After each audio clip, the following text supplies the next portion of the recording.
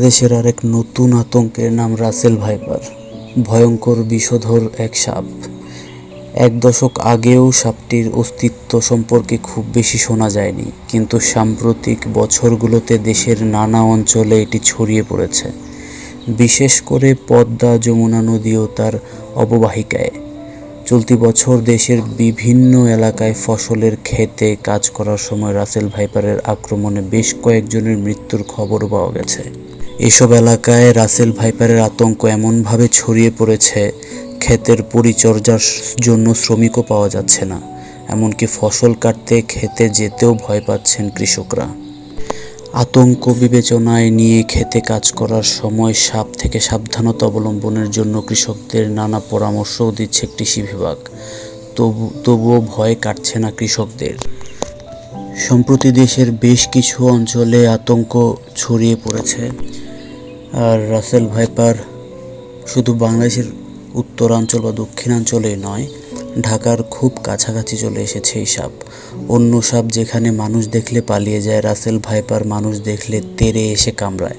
হিংস্রতার দিক থেকে বিশ্বে সবচেয়ে উপরে রয়েছে রাসেল ভাইপার। বিশ্বে যেই কয়টি বিষধর সাপ রয়েছে তার মধ্যে এটি অন্যতম। এই সাপকে বাংলাদেশের মানুষ চন্দ্রবোরা সাপ নামেও চিনে। ইতোমধ্যেই এই কামড়ে দেশের বিভিন্ন জায়গায় বেশ কিছু প্রাণহানির খবরও পাওয়া গেছে। ভাইপার গোত্রের এই সাপের বিচরণ আমাদের এই ভারতীয় উপমহাদেশে। এই সাপটির দেহ সাধারণত মোটা, লেজ ও সরু ছোট হয়, মাথা চেপ্টা ও ত্রিভুজাকার। সাপটির গায়ের রং বাদামি, অনেকটা শুকনো পাতার মতো, আর এজন্য সাপটি খুব সহজেই শুকনো পাতার আড়ালে নিজেকে লুকিয়ে ফেলতে পারে। রাসেল ভাইপারের জিহ্বার রং বাদামি অথবা কালো হতে পারে। এর সারা গায়ে গাঢ় বাদামি বা কালো গোল গোল দাগ থাকে। গোলাকার এই দাগগুলো দেখতে অনেকটা চাঁদের মতো, আর তাই এই সাপকে আমাদের দেশে চন্দ্রবোরা নামেও ডাকা হয়। দেখতে অনেকটা অজগরের মতো। পেটের দিক থেকে যে আঁশ থাকে তার রং সাদা।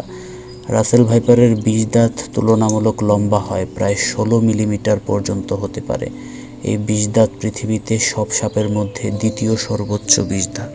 সাধারণত সব সাপেরই একটা বৈশিষ্ট্য থাকে, তা হচ্ছে এরা মানুষকে এড়িয়ে চলে, কিন্তু রাসেল ভাইপারের ক্ষেত্রে বিষয়টা একেবারেই উল্টো।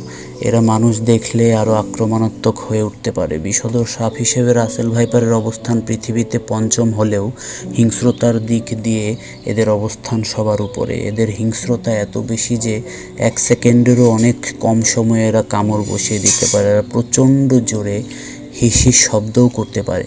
রাসেল ভাইপারের আচার আচরণ অন্য সাপের তুলনায় একেবারে উল্টো। এরা সাধারণত দিনের বেলায় সক্রিয় থাকে এবং এই সময়ই বেশি মানুষকে আক্রমণ করে।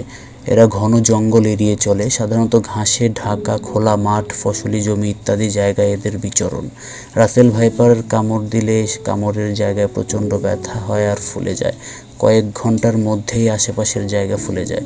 বিভিন্ন মেডিকেল জার্নাল থেকে জানা যায় যে রাসেল ভাইপার কামড় দিলে 72 ঘন্টার মধ্যে রোগীর মৃত্যু হয়। তবে বেশিরভাগ ক্ষেত্রেই যদি এই সময়সীমার মধ্যে অ্যান্টিভেনম চিকিৎসা শুরু করা যায় তবে হয়তো রোগীর জীবন বাঁচানো সম্ভব।